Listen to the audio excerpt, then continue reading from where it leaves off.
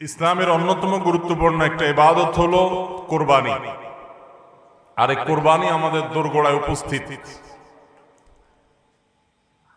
আমরা অনেকে ইনশাআল্লাহ আল্লাহর নির্দেশ পালনার্থে কোরবানি করব। আল্লাহ বলেছেন, ফাসাল্লি লিরাব্বিকা ওয়ানহার, তুমি তোমার রবের নির্দেশে সালাত আদায় করো এবং কোরবানি করো। এই কোরবানির ইবাদত এমন একটি ইবাদত, এই ইবাদতের প্রতি আমাদের দেশের মানুষের আগ্রহ অন্যান্য ইবাদতের তুলনায় একটু বেশি। আলহামদুলিল্লাহ, তুলনামূলকভাবে অন্য অনেক ইবাদতের চাইতে কোরবানি করার ব্যাপারে আমাদের আগ্রহ একটু বেশি। এটার বিশেষ কারণ আছে।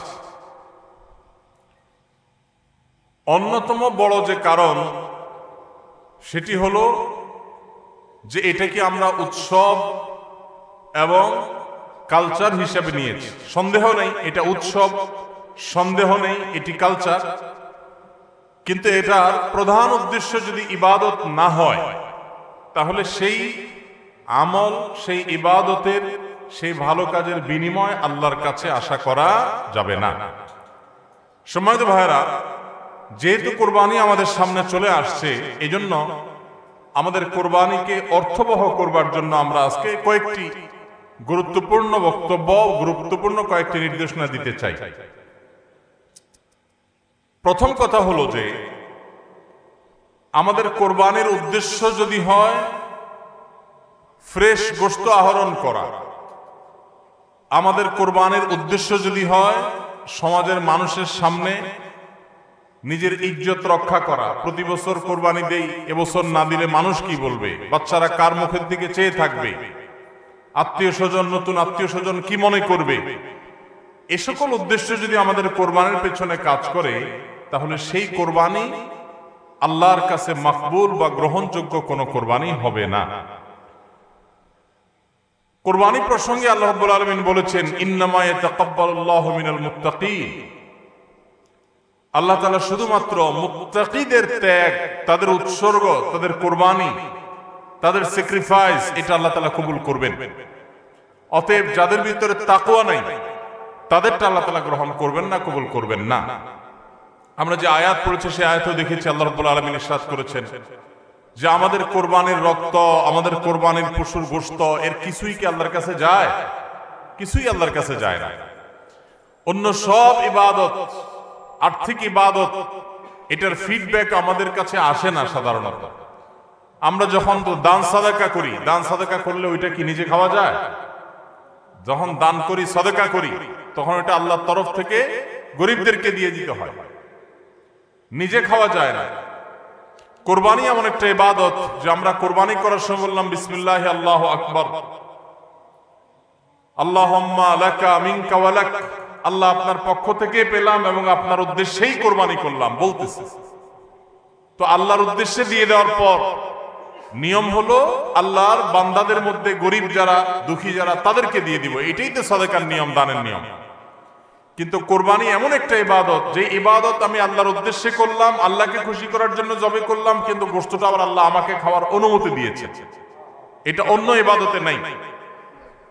এখন এই ইবাদতে যদি গোশত খাওয়াটা মুখ্য হয়, গোশত আহরণ করা মুখ্য হয়, সমাজে মানুষের কাছে মুখ উজ্জ্বল করা মুখ্য হয়, আসল উদ্দেশ্য যদি হয় দুনিয়াবি বা পার্থিব বিষয় আসয়, আসল উদ্দেশ্য যদি হয় শো অফ করা, আসল উদ্দেশ্য যদি হয় মানুষকে দেখানো, আসল উদ্দেশ্য যদি হয় আত্মীয় স্বজনের কাছে মুখ রক্ষা করা, বাচ্চা কাচ্চা কার দিকে চেয়ে থাকবে, সেটা যদি উদ্দেশ্য হয় তাহলে এটা ইবাদত হবে না।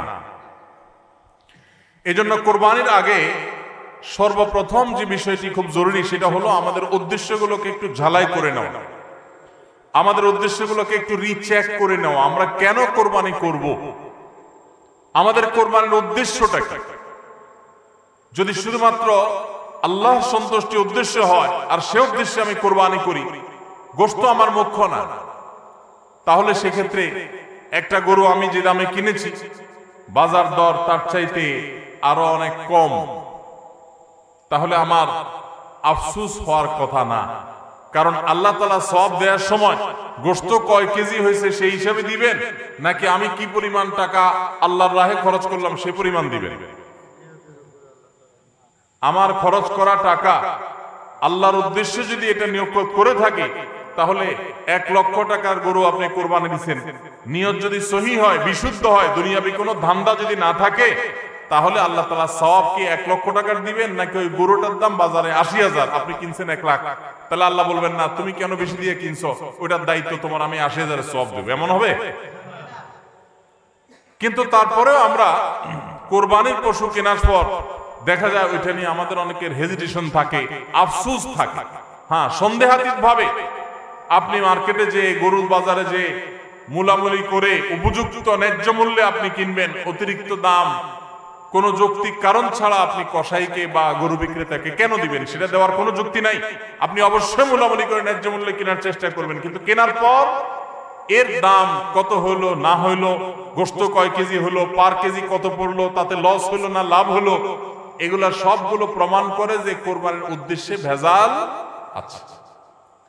ভাইরা আমার, আমরা কোরবানি সাধারণত বেশিরভাগ মানুষ গরু দিতে পছন্দ করি। এর অনেক কারণ আছে অবশ্য। আমাদের দেশে ছাগল উৎপাদন হয় খুব কম, নানা কারণে ছাগল উৎপাদনের জন্য আমাদের এই দেশ, পৃথিবীর অনেক দেশে ছাগল অনেক বেশি উৎপাদন করা যায়।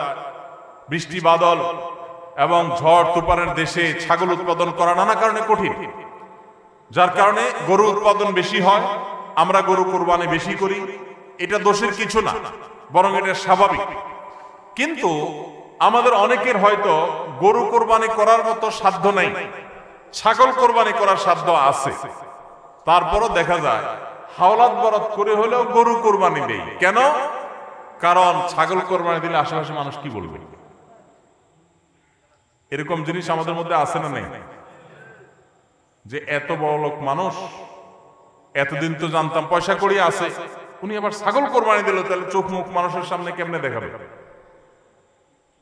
ভাইরা আমার, তো মানুষের কাছে কি বলবো, মানুষ কি বলবে, এই চিন্তা করে যদি গরুর জায়গায় ছাগলের জায়গায় আপনি গরু দেন, হাওলাত করিও দেন, তাতে আপনার এই কোরবানির দ্বারা সওয়াব হবে না।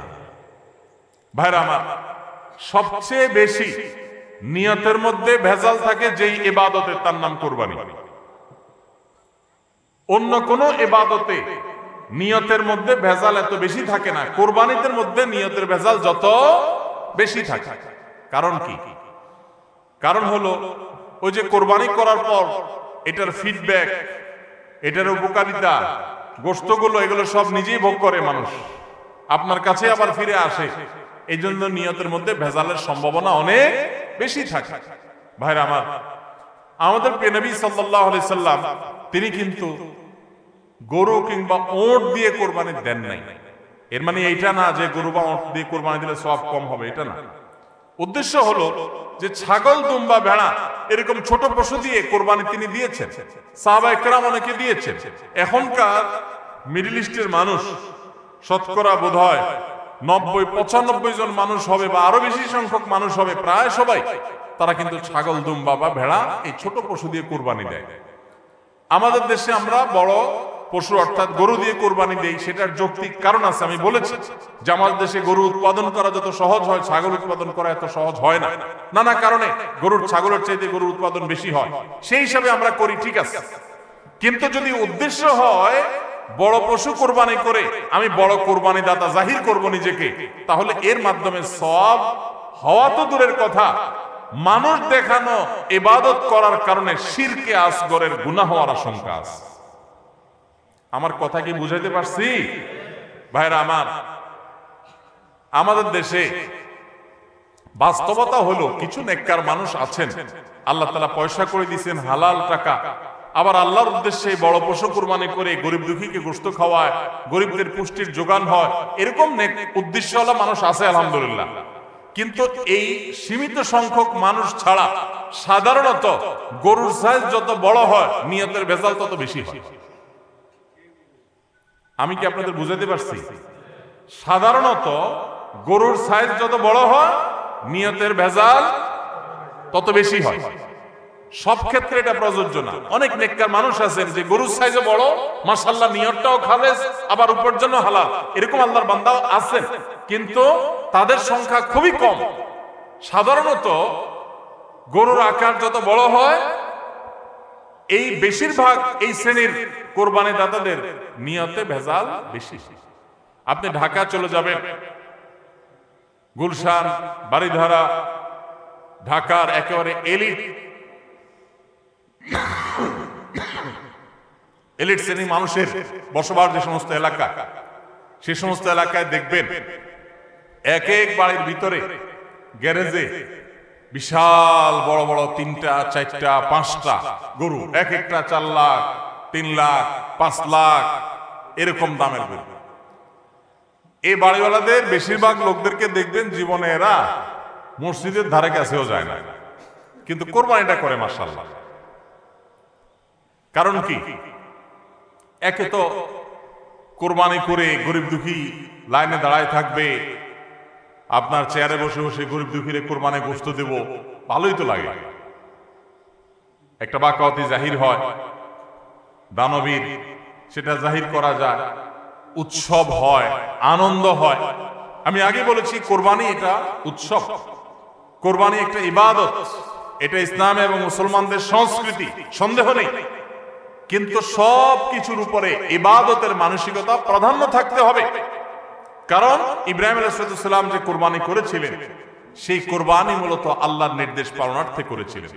তিনি মূলত আল্লাহর কাছে প্রমাণ করেছেন বা আল্লাহর কাছে প্রকাশ করেছেন যে আল্লাহ যত আদেশ করেন, যত নিষেধ করেন, সব তিনি মানবেন। এমনকি নিজের সন্তানকে কোরবানি করার নির্দেশ আল্লাহ করার পর সেটাও মানতে তিনি প্রস্তুত হয়েছেন। আল্লাহ সন্তান কোরবানি হইতে দেন নাই, কিন্তু তিনি পরীক্ষায় পাশ করে ফেলেছেন। এই কোরবানি আমাদেরকে শিক্ষা দেয় আল্লাহর আদেশ নিষেধ আমার যুক্তিতে ধরুক আর না ধরুক, আমার বুঝে খাটুক বা না খাটুক, আমার পক্ষে যাক আর বিপক্ষে যাক, আমার ভালো লাগুক আর না লাগুক, সর্বাবস্থা আমি আল্লাহর আদেশ নিষেধ মেনে চলবো। এটাই হলো কোরবানির প্রধান শিক্ষা। আল্লাহ তাআলা আমাদের সবাইকে সেই শিক্ষা মাথায় রেখে শুধুমাত্র আল্লাহকে খুশি করার উদ্দেশ্যে কোরবানি করার তৌফিক দান করুন। মেয়ে বিয়ে দিয়েছেন বা ছেলে বিয়ে করাইছেন, ব্যয়ের বাড়ি থেকে মেহমান আসবে, ব্যয়েরা জিজ্ঞেস করবে ব্যয় কি কোরবানি দিচ্ছেন। একটা ব্যাপার সেপার আছে।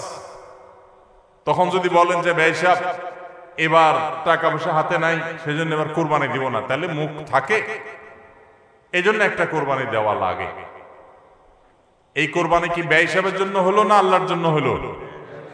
এই ব্যয় সাহেবের জন্য কোরবানি করলে সেটা সওয়াব হবে না, বরং শিরক হবে, শিরকে আসগর। এটাকে শিরকে আসগর বলা হয়। আল্লাহ তাআলা আমাদের সবাইকে আল্লাহকে খুশি করার জন্য কোরবানি করার তৌফিক দান করুন। আল্লাহকে খুশি করার জন্য যে কোরবানি করছেন, মাঝে মধ্যে একটু অ্যাসিড টেস্ট করবেন। অ্যাসিড টেস্ট বলবো, ধরেন আপনি প্রতি বছর গরু কোরবানি করেন, এক বছর হঠাৎ করে ছাগল কোরবানি করেন,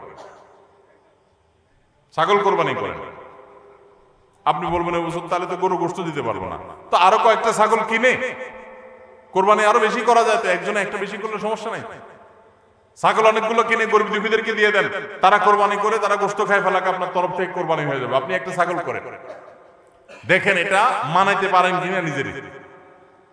যদি কোনো অসুবিধা না হয় মানাইতে, তাহলে আলহামদুলিল্লাহ আল্লাহ শুকর আদায় করতে পারেন যে আপনার নিয়তের মধ্যে বোধহয় ভেজাল নাই। আর যদি মনে হয় না প্রতি বছর গরু দেই, এবার ছাগল দিলে কেমনে হয়, মানুষ কি বলবে, তাহলে বুঝতে হবে ডাল মে কুছ কালা নেই, পুরা হি কালা হয়। আল্লাহ তাআলা আমাদের সবাইকে ইখলাসের সাথে তাকওয়ার সাথে কুরবানির এই আমলটি সম্পাদন করার তৌফিক দান করুন। ভাইরা আমার, কুরবানির সামনে আসছে, এখন থেকে আমরা একটু পরিবারের সদস্যদেরকে নিয়ে বসি, বাচ্চা সহ ফ্যামিলির সব সদস্যরা একটু বসেন, মশওয়ারায় বসেন, পরামর্শ মজলিসে বসেন, বসে জিজ্ঞাসা করেন আমরা আসলে কোরবানিটা কেন করতেছি। গোশত খাওয়া, ফ্রেশ গোশত আহরণ করা, মানুষের সামনে নিজেদের মুখ উজ্জ্বল করা, কি ধান্দা, উদ্দেশ্য কি? একজন একজন করে সবাই মতামত নেন এবং এটা নিশ্চিত করেন যে আমরা আল্লাহর জন্যই কোরবানি করছি। এটা কিভাবে নিশ্চিত করব? একটা তো বললাম যে বিশাল বড় গরু কোরবানি করেন সব সময়, এবার একটু ছাগল কোরবানি করেন, দেখেন তো মনে মানাইতে পারেন কিনা। কারণ আপনি বলবেন ভাই গরু কোরবানিতে অনেক টাকা লাগে, ছাগলে তো অনেক কম টাকা লাগে, তাহলে এই কোরবানি ওইটার চাইতে কিভাবে উত্তম হয়? আমি উত্তম বলতেছি না, আমি বলতেছি যে আপনার নফস, আপনার মন মানে কিনা যে আমি গরুর জায়গায় ছাগল কোরবানি করলেও তো হবে, হবে না হবে না? কেউ যদি ছাগল কোরবানি করে তার কোরবানি হবে কি হবে না? হবে। কোরবানি ছাগলও করা যায়, গরুও করা যায়, ভেড়াও করা যায়, দুম্বাও করা যায়, মহিষ দিয়েও করা যায়, উট দিয়েও করা যায়, এসব পশু দিয়ে কোরবানি করা যায়। অতএব আপনি এবছর একটু ছাগল দিয়ে করেন, বাকি গরু কেনার যে আরো বাজেটের টাকা ছিল সেগুলো দিয়ে আরো কয়েকটা ছাগল কিনে গরিব মানুষকে দিয়ে দেন, ওটা যাতে এলাকা মানুষ টেন না পায়, অন্য এলাকায় দিয়ে দেন। আমরা সুন্নাহ ফাউন্ডেশনের তরফ থেকে সারা দেশে বিভিন্ন জায়গায় জায়গায় কোরবানি করি। অনেক প্রবাসী আছে, অনেকে ইউরোপ আমেরিকার এমন এমন দেশে আছেন সেখানে কোরবানি চাইলেও করা যায় না, সুযোগ নাই, বা দেশে অনেকে আছেন যে তার হয়তো সে সুযোগ নাই, ক্যাপাসিটি নাই, নানা কারণে সুবিধা অসুবিধা আছে। তো আমরা তাদের তরফ থেকে কোরবানি করে দেশের বিভিন্ন গরিব দুঃখীদের আপনার বাসা বাড়িতে আমরা তাদের ঘরে ঘরে গোশত পৌঁছাই দিই।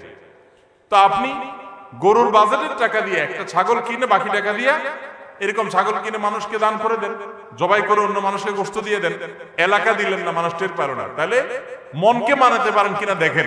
এটা হলো অ্যাসিড টেস্ট, আমি বলতেছি না সবসময়, মাঝে মধ্যে এরকম করে দেখেন যে মন মানে কিনা। যদি দেখেন যে না মন মানে, তাহলে আলহামদুলিল্লাহ ভাইরা আমার। আর একইভাবে মাঝে মধ্যে আমার কোরবানি আমি জবাই করলাম, গোশত সব দিয়ে দিলাম, ফ্রিজে খুব একটা ভরলাম না, অল্প স্বল্প রাখলাম, কারণ আল্লাহ তাআলা বলেছেন ফাকুলু মিনহা ওয়া আতিমুল বাঈসাল ফাকির ফাকুলু মিনহা ওয়া আতিমুল কানিআ ওয়াল মু'তার। কুরবানি গোশত নিজেও খাবো, গরিব দুঃখীকেও খাওয়াবো, যে চায় তাকেও দিব, যে চায় না আত্মীয় স্বজন তাদেরকেও দিব।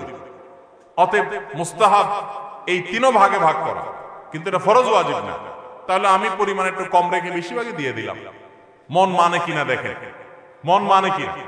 অনেকে আছেন লামসাম সামান্য একটু দিয়া আর সব ফ্রিজে ঠেলতে ঠেলতে ফ্রিজের দরজায় লাগে না, পারলে রশি দিয়া বাঁধে যে দরজা লাগে না, কারণ গোশত পায়া ভুড়ি কলিজা ফেফসা সব ঢুকাইতে ঢুকাইতে ফ্রিজ বেচারা জাম হয়ে গেছে। তাহলে কোরবানি কেন করতেছি? গোশতের জন্য যদি কোরবানি হয়, এই কোরবানি করবাই না, এটা ফুর্তি। কোরবানি তো ত্যাগের নাম। আপনার ভিতরে ত্যাগ কতটা আছে, ত্যাগের মানসিকতা কতটা আছে? আপনি আল্লাহর রাহে আল্লাহকে খুশি করার জন্য লাখ টাকা দিয়ে গরু কোরবানি করেন, ভালো কথা। আপনার মধ্যে আসলে ত্যাগের মানসিকতা আছে কি এটা প্রমাণ করার জন্য মাদ্রাসা, নতুন মাদ্রাসা হচ্ছে, সেখানে লক্ষ লক্ষ টাকার দরকার আছে, আপনি সেখানে 20,000 50,000 টাকা অকাতরে দিতে পারেন কিনা, এটা অ্যাসিড টেস্ট। সেখানে টাকা বাইর হয় না। কোরবানিতে লাখ টাকা দেন, মাদ্রাসা টাকা দেন না, মসজিদে টাকা দেন না, আরো অনেক দিনের কাজ আছে সেখানে টাকা দেন না। গরিব দুঃখী মানুষ আছে, তাদের দরকার। একজন গরিব তার চিকিৎসা মাত্র 20,000 টাকা হলে হয়ে যায়, আপনি 20,000 টাকা দিতে পারেন কিন্তু দেন না, 2,000 দেন, 500 টাকা দেন, কিন্তু কোরবানির সময় মাশাআল্লাহ 1 লাখ টাকার গরু কিনেন। যদি আল্লাহর জন্যই হয়, স্যাক্রিফাইসও যদি হয়, কোরবানিও করেন, ওখানেও দেন, কিন্তু কোরবানির সময় আসেন ওখানে নাই, তাহলে আপনার এই কোরবানিটা কি আল্লাহর জন্য হচ্ছে না নিজের জন্য হচ্ছে, আল্লাহর খুশির জন্য হচ্ছে না অন্য কোনো উদ্দেশ্য হচ্ছে? এই প্রশ্ন জোরালো ভাবে আমাদের অবশ্যই রাখতে হবে। ভাইরা আমার, এর মানে আবার কেউ এটা বুঝেন না যে কোরবানি কম হোক আমরা সে চেষ্টা করব না, কোরবানি আরো বেশি বেশি করার চেষ্টা করবেন। কোরবানি যত বেশি হবে তত আমাদের সব দিক থেকে লাভ। যারা কোরবানি বিদ্বেষী, সেকুলার, বিশেষ করে এক শ্রেণীর মুসলিম বিদ্বেষী নাস্তিক আছে, কোরবানির মৌসুম আসলেই দেখবেন এদের পাখা গজায়। এরা দেখবেন গরুর প্রতি মায়া এত বেশি, এত দরদ, তারা বলে আহারে এতগুলো গরু জবাই করে ফেলা হবে, এই গরুগুলোর ভিতরে প্রাণ আছে, কত নির্মমতা। এরকম দেখবেন এরা এখন থেকে কয়দিন পর থেকে দেখবেন সোশ্যাল মিডিয়াতে, ফেসবুকে তাদের এই সমস্ত জিগির শুরু হয়ে যাবে, আছে না নাই? এরা আবার সকাল বিকাল বিফ ছাড়া, মাটন ছাড়া, অর্থাৎ গরু গোশত আর খাসি গোশত ছাড়া, মুরগির গোশত ছাড়া তাদের নাস্তাও চলে না। তাদের নাস্তায় থাকে হলো আপনার চিকেন স্যান্ডউইচ, তাদের দুপুরে থাকে হলো বিফ কারি, তাদের রাতে থাকে হলো গরুর কালাবুনা অথবা মাটন, ডাল ঘাসি। 3 বেলা গোশত ছাড়া চলে না। কিন্তু মুসলমানদের কোরবানি আসলে তাদের কি হয়? অ্যালার্জি ছাড়া চুলকানি শুরু হয়। আছে না নাই? এই জন্য এদের প্রতিবাদে কোরবানি আরো বেশি করে করবেন, কিন্তু সেটা আল্লাহকে খুশি করার জন্য যেন হয়। কারে খুশি করার জন্য হবে? আল্লাহকে খুশি করার জন্য। ভাইরা আমার, কোরবানি যত বেশি হবে আমাদের যেরকম সওয়াব হবে, আমাদের দেশের অর্থনীতিতে অনেক বেশি কল্যাণ বয়ে আনবে এই কোরবানি। কিভাবে সেটা? প্রতি বছর কোরবানিতে যে লক্ষ লক্ষ গরু ছাগল জবে হয়, এই লক্ষ লক্ষ গরু ছাগল এগুলো তো আসমান থেকে নাজিল হয় না, জমিন ফেড়ে বের হয় না। এক সময় ইন্ডিয়ান গরুর উপরে আমাদের দেশ নির্ভর ছিল। আলহামদুলিল্লাহ গত বেশ অনেক বছর ধরে আপনারা দেখেন যে আমাদের দেশীয় গরু দিয়েই আমাদের কোরবানির ম্যাক্সিমাম চাহিদা প্রায় পূরণ হয়ে যায়। ইন্ডিয়ান গরুর উপরে এখন আর আমাদের কোরবানি নির্ভর নয়।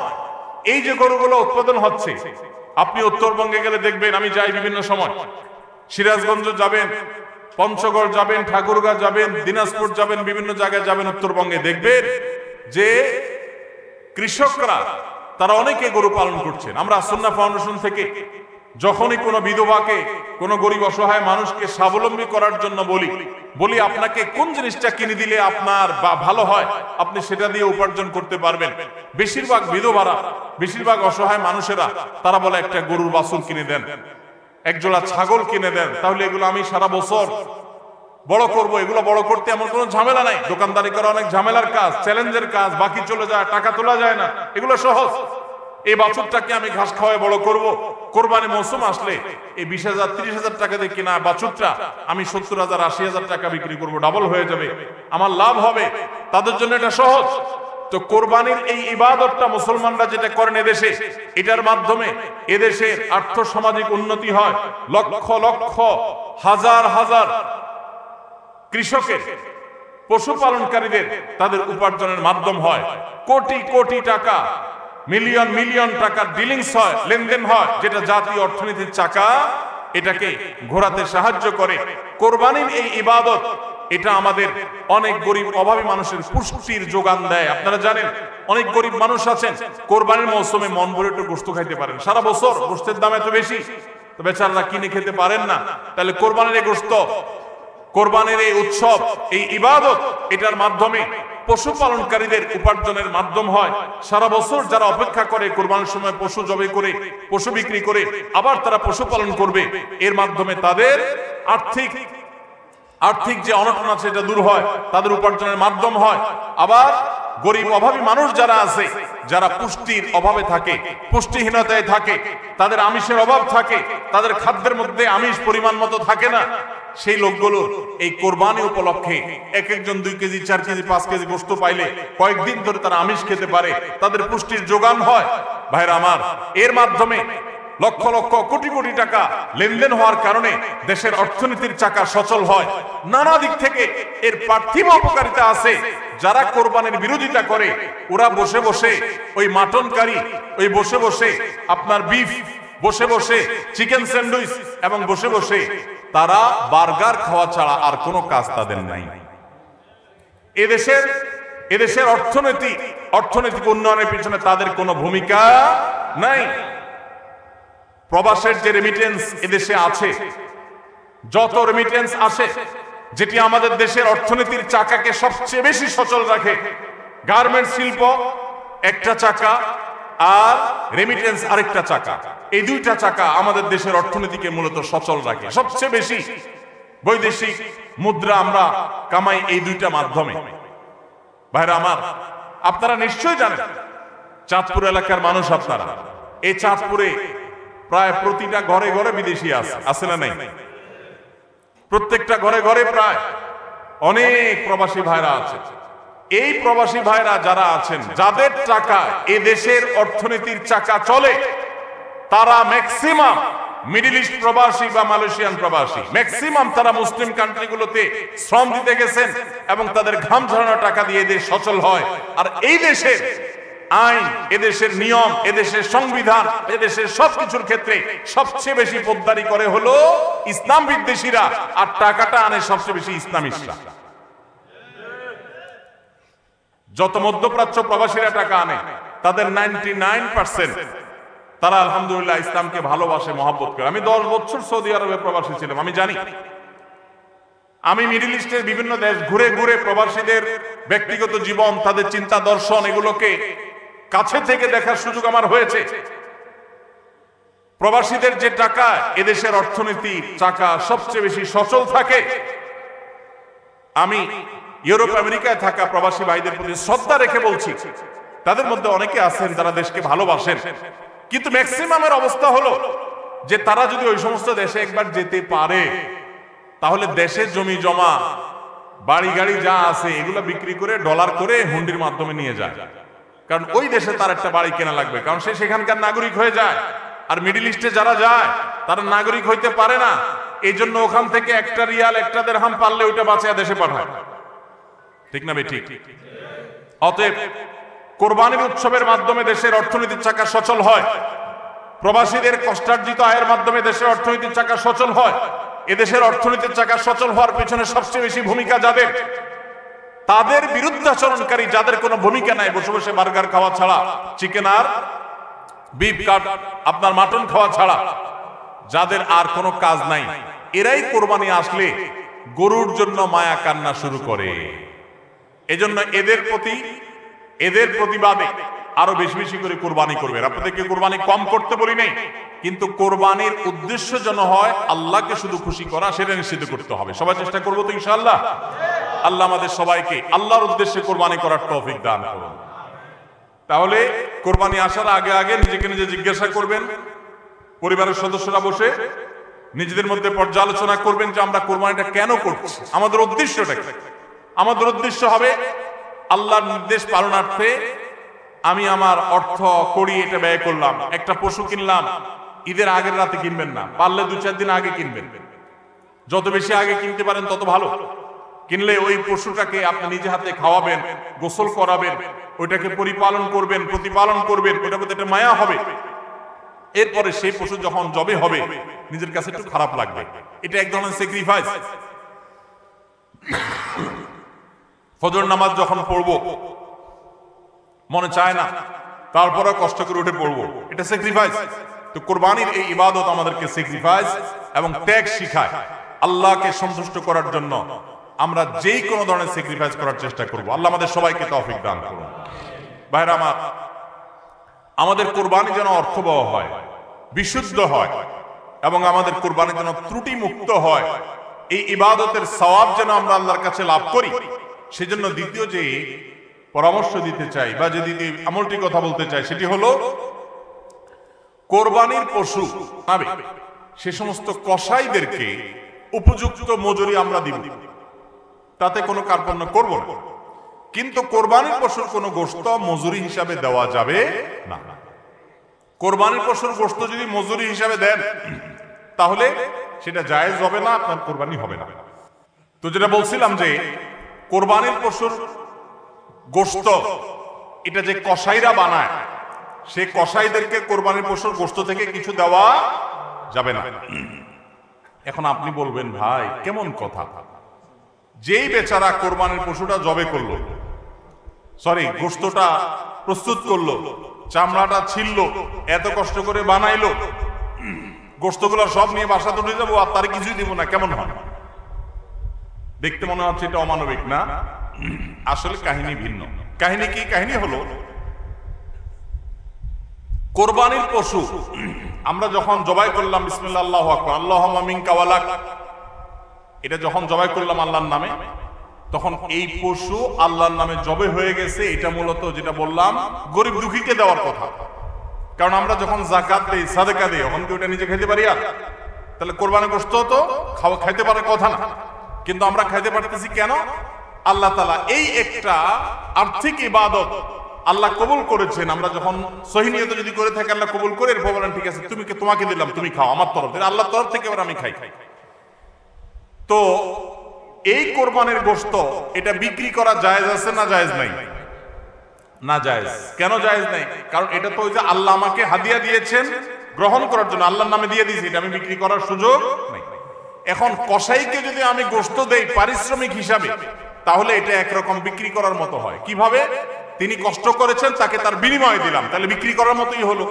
আমি গোশতটা তাকে একটা বিনিময় নিয়ে দিলাম, গোশত দিয়ে টাকা নিলাম, বিক্রি করা এটা। এখানে গোশত দিয়ে শ্রম দিলাম, একই জিনিস, এই জন্য এটা জায়েজ নাই। তাহলে কি করবেন? কসাইকে তার ন্যায্য মূল্য দিবেন। একটা গরু বানানোর জন্য যা লাগে তা পুরাটা দিবেন এবং আগে ভাগে এগুলো চুকায় নিবেন। মুশকিল হলো কসাইরা জানে যে একটা গরু বানাইতে হয়তো বাজার দর অনুযায়ী 10,000 টাকা নিত, এখন সে 8,000 রাজি হয়ে গেছে। কেন 8,000 রাজি হয়ে গেছে? কারণ সে জানে তার সাথে আরো যে 3-4 জন থাকবে, সবাইরে আপনি কমপক্ষে এই 4 জনকে যদি 2 কেজি করে বা 3 কেজি করে গোশত দেন, তাহলে 3-4 12 কেজি হবে। তো 12 কেজি গোশতের বাজারের দাম কত? হ্যাঁ, তাহলে চিন্তা করবে সে যে আমার তো এই দিক দিয়ে 2,000 টাকা ছাড় দিলাম আর পাইলাম তার চাইতে আরো অনেক বেশি। এই জন্য কসাই কম টাকা রাজি হয়ে যাবে। কসাইকে এই জন্য আগে ভাগে বলে দিবেন, শুনেন, কথা শুনেন ভালো করে, গোশত কিন্তু আপনাকে এক কিছু দেব না, আপনি কত নিবেন সেটা আপনি চুকান, আমার খাটলে নেব, না হলে অন্য কসাইয়ের সাথে আলাপ করব, কিন্তু আগে মাথায় এটা রাখেন আপনারা কিন্তু আমি গোশত দেব না, টাকা যা নেওয়ার নিবেন। নবী করিম সাল্লাল্লাহু আলাইহি সাল্লাম আলী রাদিয়াল্লাহু তাআলাকে এটা বলে দিয়েছেন, কুরবানি করার সময় বলে দিয়েছেন, দেখো কসাইকে কিন্তু কোরবানির গোশত দিবা না। কোরবানির গোশত শুধু না, কোরবানির পশুর কোনো কিছু বিনিময় সে দিবা না, তাকে টাকা দিবা আলাদা, যত টাকা লাগে সেটা দিবা, গোশত দিবা না, তাহলে বিনিময় হয়ে যাবে, এটা জায়েজ হবে না, তোমার কোরবানি হবে না। এই জন্য ভাইরা এই জিনিসটা আমাদের সাবধান থাকতে হবে, কসাইকে কোরবানির গোশত বিনিময় হিসেবে দেওয়া যাবে না। হ্যাঁ, কসাই যদি গরিব হয় তাহলে সেক্ষেত্রে অন্য গরিবকে আপনি আধা কেজি করে দিচ্ছেন, কসাইরও আধা কেজি দিতে পারেন, অন্য গরিবকে 1 কেজি করে দিচ্ছেন, কসাইরও 1 কেজি দিতে পারেন, কিন্তু কসাই হিসাবে না। সেটা হলো তিনি যদি কসাইগিরি নাও করতেন তারপরও আপনি তাকে দিতেন যদ্দুর অদ্দুর দিবেন। এর বেশি যদি আপনি দেন এবং সেটা যদি বিনিময় হিসাবে দেন তাহলে কি হবে না? জায়েজ হবে না। এই একটা মাসআলা না জানার কারণে আমাদের অনেকের কোরবানি এটা নিয়ে টানাটানি দেখা দেয়। নাম্বার 3 এবং শেষ পয়েন্ট হলো কোরবানির পশুর গোশত, এটা আপনি আহরণ করতে গিয়ে মাথায় রাখবেন যে কোরবানির পশুর রক্ত, বুড়ির ময়লা, এগুলো যেন আশপাশের পরিবেশটা নষ্ট না করে। আমরা অনেক সময় দেখি কোরবানির ঈদের 2 দিন 4 দিন 5 দিন পর পর্যন্ত রাস্তাঘাট দিয়ে চলা যায় না দুর্গন্ধের চোখে, ঠিক না বেটি? এবং কোরবানির মৌসুমে প্রায় বিভিন্ন বছরে দেখি আমরা বন্যা হয়, এই ময়লাগুলো পানির সাথে বিভিন্ন জায়গায় ছড়ায় পড়ে। বিশেষ করে আমাদের বাইরে আশেপাশে রাস্তাঘাট দিয়ে পথচারীরা যখন চলে, আপনার কোরবানির পশুর দুর্গন্ধ, এটার ময়লা, রক্ত, এগুলো যদি আশপাশে পরিবেশ নষ্ট করে, মানুষের নাক ধরে, মানুষ অসুস্থ হয়, নানা রকমের রোগ তৈরি হয়, এখান থেকে নানা রকম রোগ বালাই ছড়ায় এবং মানুষের কষ্টের কারণ হয়, তাহলে কোরবানি দিয়ে আপনি সওয়াবের পরিবর্তে গুনাহ হওয়ার আশঙ্কা আছে।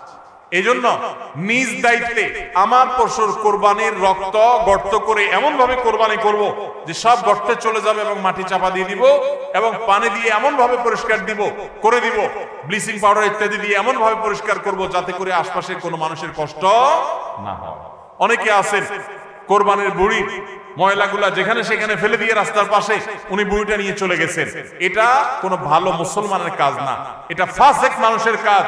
নবী করিম সাল্লাল্লাহু আলাইহি সাল্লাম ঈমানের শাখা বলতে গিয়ে বলেছেন ইমাতাতুল আদা আনিত তরিক, ঈমানের একটা শাখা হলো রাস্তায় এমন কিছু যদি কেউ কষ্ট ফেলে রাখে যেটাতে আরেকজনের কষ্ট হয়, সেটা আপনি আরেকজন ফেললে আপনি সরাই দিবেন, এটা হলো ঈমানের দাবি। আর আপনি নিজে যদি ফালান সেই জিনিসটা, যে জিনিসটা মানুষের কষ্ট হয়, তাহলে এটা তো কুফরির অঙ্গ। কথা কি বুঝাতে পারছি? আমরা অনেকে কোরবানি করি কিন্তু এই জিনিসগুলো খেয়াল করি না যে আমার কোরবানিটাকে অনর্থক করে দিতে পারে, অর্থহীন করে দিতে পারে, সওয়াবের পরিবর্তে গুনাহ হতে পারে। এই জন্য কোরবানির পশুর রক্ত, ময়লা, বুড়ির ময়লা, এই সবগুলোকে আমরা নিজ দায়িত্বে একেবারে পরিষ্কার করে রাখবো। মনে থাকবে তো ইনশাআল্লাহ? আল্লাহ তাআলা আমাদের সবাইকে কোরবানির এই ইবাদতকে আল্লাহকে সন্তুষ্ট করবার উদ্দেশ্যে খালেস এবং বিশুদ্ধ নিয়তে, সহি নিয়তে এবং এই কোরবানিকে আল্লাহ তাআলা বিশুদ্ধ উপায়ে আমাদেরকে সবাইকে সম্পাদন করার তৌফিক দান করুন। আমাদের কোরবানির পশুর রক্ত বা পশুর কোনো কিছু দুর্গন্ধ বা কোনো কিছু কোনো ময়লা যেন পরিবেশকে দূষিত না করে মানুষের কষ্টের যেন কারণ না হয়। আল্লাহ তাআলা আমাদের সবাইকে সে বিষয়গুলোকে মেনে চলার তৌফিক দান করুন। কে কত ভালো কোরবানি করলেন, কে কত ভালো মুসলমান, দায়িত্বশীল মুসলমান, এটা বোঝা যাবে কোরবানির পর পশু যেখানে কোরবানি করেছেন আশেপাশে কোনো জায়গায় কতটা পরিষ্কার আছে না আছে এটার উপর। এটা হলো মিটার, এটা দিয়ে মাপা যাবে যে আপনি মুসলমান, ইসলাম কতটা বুঝছেন। শুধুমাত্র জবাই করলেন আর গোশত খাইলেন ইবাদত হয়ে গেল, এত সোজা না। আল মুসলিমু মান সালিম আল মুসলিমুনা মিন লিসানিহি ওয়া ইয়াদিহি, যার হাত মুখ দ্বারা অন্য মুসলমান নিরাপদে থাকে সেই মুসলমান। আপনার জবাই করা পশুর রক্ত, এটার গন্ধ কয়দিন পরে ছড়াচ্ছে, শুকায় রক্ত গন্ধ বাইর হয়েছে, ময়লা আছে সেগুলোর গন্ধ বাইর হয়েছে, তা অন্য মানুষের কষ্ট হচ্ছে, আপনি মুসলমান হতে পারলেন না, আপনার এটা ইবাদত হলো না। এই জন্য এই একটা বিষয় মনে হতে পারে ছোট্ট বিষয়, এই ছোট্ট বিষয়টাই কিন্তু আমাদের ইবাদতকে নষ্ট করে দিতে পারে। আমরা সবাই খেয়াল করবো তো ইনশাআল্লাহ। আল্লাহ তাআলা আমাদের সবাইকে আমল করার তৌফিক দান করুন।